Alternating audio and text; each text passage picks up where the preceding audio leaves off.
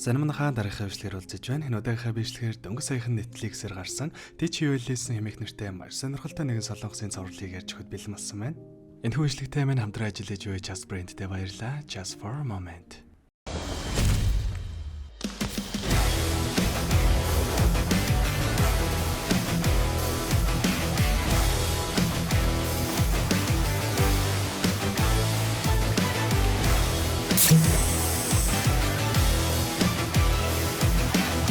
өөрийгөө чөлөөлөх хамт цоошин час хийсэн хамт just for a moment.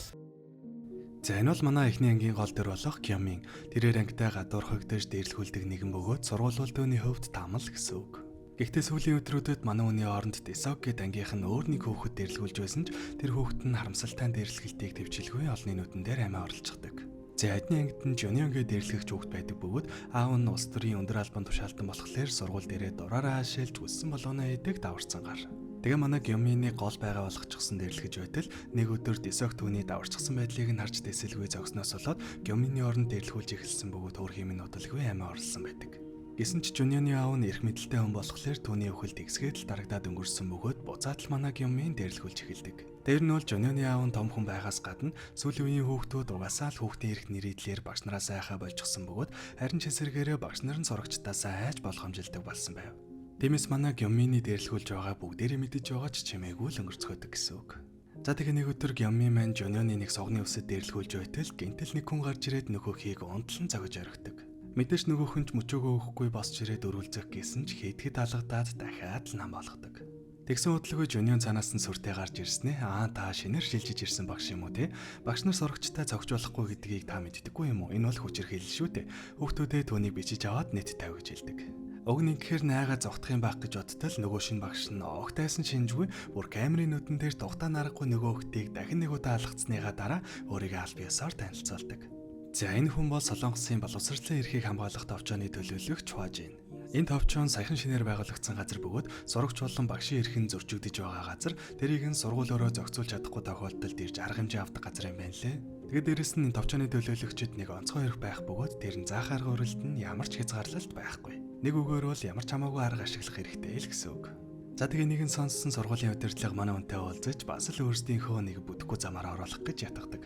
Учир нь эдний сургуульд нэлээд хэдэн улс төрийн өндөр албан тушаалтны хүүхэд сурдаг учраас жимээгүй хүн байсан хин хиндэн дээрштэй энтергээд л ятгах гэсэн ч манай хүн юу ч тэдний ятгалханд орох уу харин ч эсэргээрээ нөгөө дээрлэгч буюу Жонёны ангийн багш нь болохоор болдог.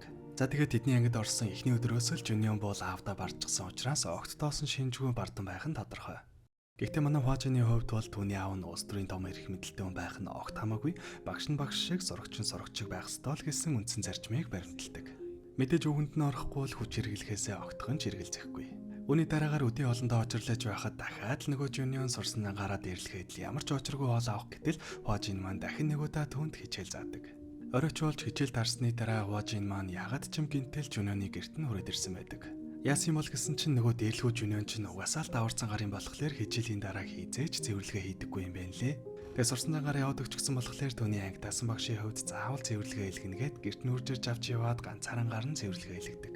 За энэ мэд өдөр хоногуд өнгөрөх бөгөөд эдгээр Хважин нэрээд сургууль эмгцэгцтэй болж байгаач манай Гёминийг нөгөө хэд нь нууцаар дээрлэхэж одсон хэвээрээ л байгаа мэн лээ.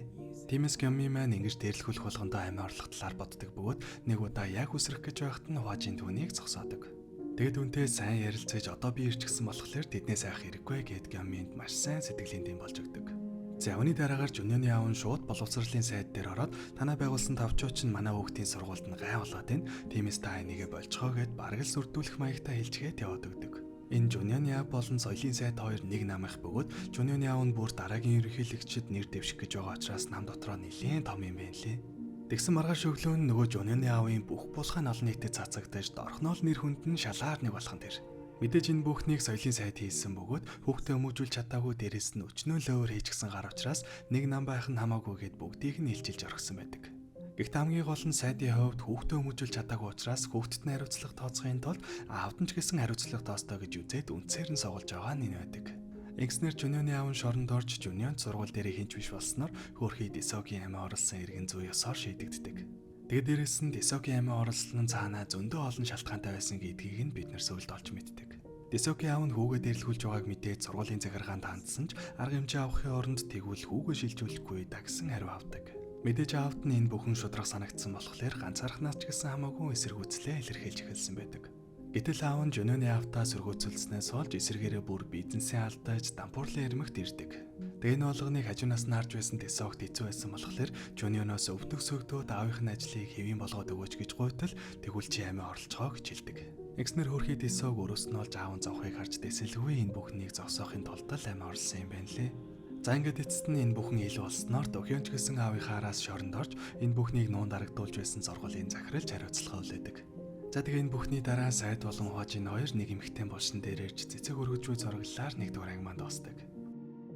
Сөрөг намын дэвшигчийн хувьд хэдийгээр өөрийнх нь өрсөлдөгчийг намынх нь хүн унгасанд баяртай байгааж энэ мэтээр удах юм бол соёлын сайд нь өөрөө аюулуулж мэдх юм байна хэмээн болгоомжуулж эхэлж буй зураглалаар киноны маань 2 дугаар анги эхэлдэг. Үүний дараагаар зураглал солигдож нэгэн сурагч техникийн сургууль руу шилжиж ирж байна харагддаг. Энэ бол манай дараагийн гол дүр болох Гүндэ. Манай хүн ирсэн эхний өдрөө шинэ бүзээ дээрэмдүүлж орхидог. За энэ сургууль бол сургуульч гэжтэй бараг зүгээр л нэг таахачуудын оромж шиг л газар байдаг. Сурагчид нь гэмтүүлэглийн гишүүдээс ялгагдах юм байхгүй, багш нь бүр утгаараа сурагчдаас айхаас өөр аргагүй тийм л завхарсан газар. Манай Гүндэгийн хувьд аюултай газар ирж байгаагаа мэдээд баг зэрэг судалж ирсэн бөгөөд анх тааралцсныг Атманбайрын хүүхдэд мөнгө өгөөд түүний хамгаалалтанд нь орохоор болдог. Удалгүй хичээл эхэллээ гэж бодтол зүгээр л багшийнхаа хөөж гаргацгаад хажуугийнхаа ангийн хүүхдүүдтэй зодтолдож эхэлдэг.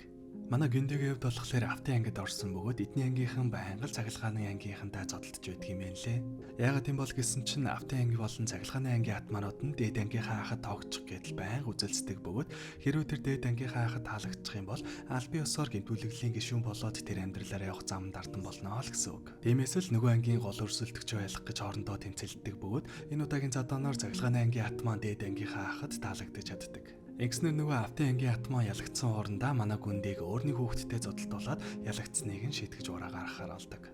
Гэтэл нөгөө хүүхэд манай Гүндийг хамгаалж өөрөө албаар ялагдаад бүх шийтгэлийг нь ганцаараа авчихдаг. Экснэр манай хоёр хөөхөн дотносож найзлах бөгөөд энэ хүүхэд болохоор уг нь үнэхээр л хичээлдээ дуртай энэ чиглэлээр явах маш их сонирхолтой юм байна лээ. Гэхдээ харамсалтай нь сургуулийнх нь байж байгаа байдал нэг иймэрхүү. Тиймээс ерөнхийдөө л мөрөөдөлтөө буугаад өгчихсөн бөгөөд ямар тач хуваараа бэлдэж байгаа туртгал шиг л сургуулаа төгсөхийг хичээж байгаа нэгэн байдаг. Завдлгүй маргааш нь бол сургууль дээр ч хэвийн мэдлэл дээрлэхэлд үргэлжилж байтал азар манай Хожийн хүрээд ирхэн тэр. Мэдээж сургуулийн захирал удирдлагууд бүр аргаа ороод боловсролын эрхийг хамгаалах товчоонд гомдол гаргасны дагуу манай хүн ирсэн байв. Тэгсэн хамгийн сонирхолтой нь Гүндэ мэн сурагч биш, боловсролын эрхийг хамгаалах товчооны нэг нууц ажилтан байсан юм байна лээ.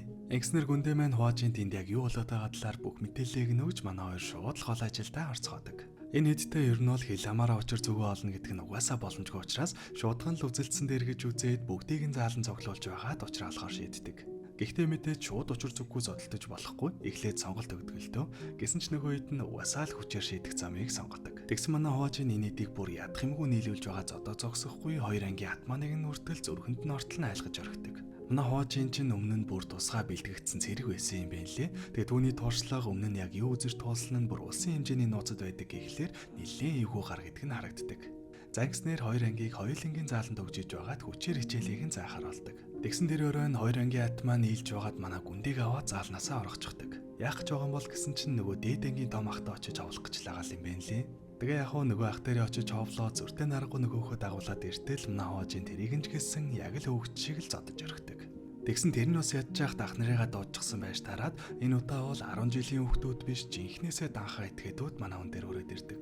Гэтэл тэднийг нь ч гэсэн манай Хожийн бүр илүү харгасаар зодож байдаг. Яг үндэ энэ хүүхдүүдийг бол хайрлаж л зодож исэн юм байна лээ.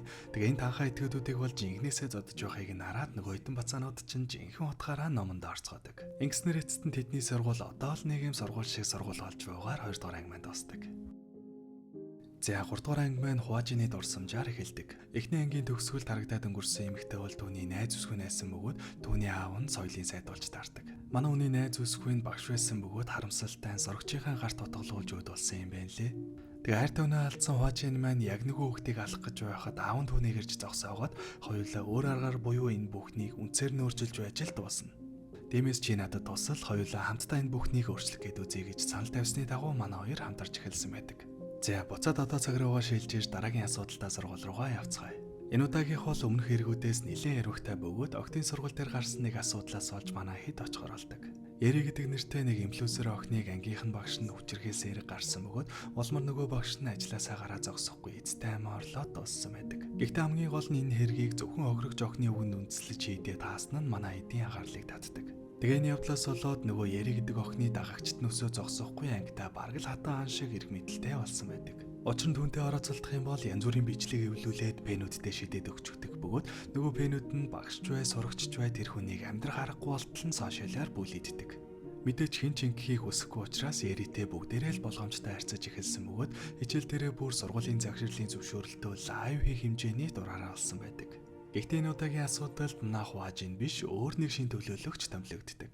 Энэ бол боловсролын эрхийг хамгаалах товчооны шин гишүүн Имхар юм. Зангиснэр манай хүн шууд л Эригийн ангид багшлахаар ирдэг бөгөөд анх харахад нэг л их хөөрхөн айдуу цүүлэн харагдаад байсан чинь яг үндэ жинхэнэ аимшигтай галзуугаар айж таардаг. Манайх Важинтай нэг газар цуг ажиллаж байсан муу адилхан тусгай ажент юм байна лээ. Тэгэхээр ер нь бол манай хүнтэй л адилхан сайн зодолддог бас л нэг эвгүй гар гэсэн үг. Ангиснэр хамгийн эхлээд тэдний бүх утаснуудыг нь хурааж аваад бараг л хагас зэрэгжилтийн байдалтай сургаж эхэлдэг. Дэгсийн нийтч гэсэн эхний ангид гардаг танхаачуудтай адилхан бүр ангийнхаа багшийг айлгаж байгаад ангиа цэвэрлүүлээ сурчсан гарууд байд юм да. Тэгээ яг уу сурсан зангаараа багш цэвэрлэнгээд явах гэтэл манай харим юу гэж тэднийг зүгээр явуулах уу? Бүгднгээр нь ангийг нь цэвэрлүүлснийхаа дараа явуулдаг. За тэгээд тэр оройн бүх сурагчдын сошиал хаягийг нь сайтар шалгаад үзтэл багш нарынхаа зургийг урамчаар эвлүүлж байнга доромжилдог гэдэг нь харагддаг. Үүнээс олж өөрхийн ангийн багш нь бүр сургуулаасаа гарч сургалтын төвд ажиллах талаар хүртэл бодоод эхэлсэн байдаг. Уг нийтний ангийн багш нь анх хичээлээ сайн заадаг мундаг багш байсан ч хамт ажиллаж байсан багш нь Эрийг хүчирхээсэн эрэхт ороод эцтэй амиа орлож дууссан болохоор Эрийгээ сайдаг болчихсон юм байна лээ. Тэгсэн гинтэл маргаашнаас нь Эри болон бусад хүүхдүүд ангийнхаа багштай сайн харьцааж хичээлээ зааж эхэлдэг. Мэдээж энэ бол Эригийн санаатай хийж байгаа үйлдэл л дээ. Худлаа багштай сайн хандаж байгаад боловсролын эрхийг хамгаалах товчооны талаар мэдээлэл авч тэднийг явуулах гэж л ингэж байгаа юм лээ. Тэгээд яах төөрхий багш өрхөнд нь ороод бараг л тэдэнд хэрэгтэй мэдээллийг нь үгүй яах вэ гэд эргэлзэж байтал манай Хаваажийн нэрж багштай уулзаж түүнд өөрийнхөө талаар түүхийг ярьж өгдөг. Тэгээ яг үндэ бол бидний энд харамсалтайгаар амиа алдсан багшийн эрхийг шийдэхээс гадна таныг хамгаалахаар ирсэн юм аа. Учир нь танаас сурагчид чинь бидэнд хандсан гэж хэлдэг. Хэдийгээр тэдний ангийн ихэнх хүүхдүүд нь Эригийн дор байдаг дураараа хүүхдүүд ч гэсэн үнэхээр хичээлээ үзэж багштайгаа сайхан харилцаатай авах хүсэлтэй зөндөө хүүхдүүд байдаг юм байна лээ. Тэгээд эдгээр хүүхдүүд багшийг хамгаалахын тулд боловсролын эрхийг хамгаалах товчонд хандсны дагуу бид нэр ирсэн гэж хэлдэг. Тэгээ нэг сонссон ангийн багш нь хүүхдүүдэд хамгаалж зургах ёстой байтал зөвхөн өөрийнхөө төлөө хайж бусад гэмгүй хүүхдүүдэд давхар охирож хамгаалж чадаагүй байснаа ойлгож авдаг. Нэгснэр тэдний ангийн багш нь маргаашнаас нь эхлээд яг л хуучин шигээ Эригээс айлгүй зөрөгтэйгээр хичээлээ орж эхэлдэг. Мэдээж Эри үүнийх нь хариуд багшигаа олон нийтэд оромжлох гэтэл яамнаас түүний Instagram хаягийг нь хаачихсан байдаг. Зүгээр хаагаа зогсохгүй яг үндэ нөгөө амиа оролдог багш ч гэсэн Эрид гүтгүүлж охирсон гэдгийг нотлог баримттай бичлэгтэй хамтдаа давхар заасаж орхидог. Ингэснээр Эри өөртөө байсан ганц хүчээ алдсан бөгөөд энэ бүхэндээ ангийн багшигаа буруутгаж түүнээс өшөөг авахар шийддэг. Шууд тэр шөндөө гэрт нь очиж багш руугаа дайрж яг цонхноос түлхэж унгаах гэж байхад нь манай Хаваажийн амжиж ирээд түүнийг авардаг. Ингэснээр эцэст нь Эри тохирох ялаа авч оронд ордог бөгөөд энэ мэт маш олон хэргийг амжилттай илрүүлж нийгэмд болж буй завхарлыг залруулж буй соёлын яамны сайдын нэр хүнд нь өсөж эхэлдэг. Мэдээж энэ сөрөг намын өрсөлдөгчд нь аюултай учраас түүнийг судалж байгаад яг үндэ энэ боловсролын эрхийг хамгаалах товчоо бол сайдын охин алууснаас болж л эхэлсэн зүйл. Манай сайдын хувьд асуудлыг олж хараад энэ товчоог байгуулсан гэхээсээ илүү хувийн өшөө авалтынхаа төлөө энэ зүйлийг хийж байгаа учраас яаралтай энэ товчоог татан буулгахыг шаардаж байна гэх мэдээлэл хийж байгаагаар 3 дахь анги маань дуусдаг. За тэгээд нэг иймэрхүү байлаа. Кино мань нийтдээ 10 ангитай бөгөөд дараагийн партуудыг нь утга оруулна. Яг хэрвээ 5000 лайк хүрүүлэх юм бол шууд оруулъя заяа. Эцэст нь бичлэг таалагдсан бол дартагнуудаа дараараа дараах хэвшлэр олцлаа. Тэр баяртай.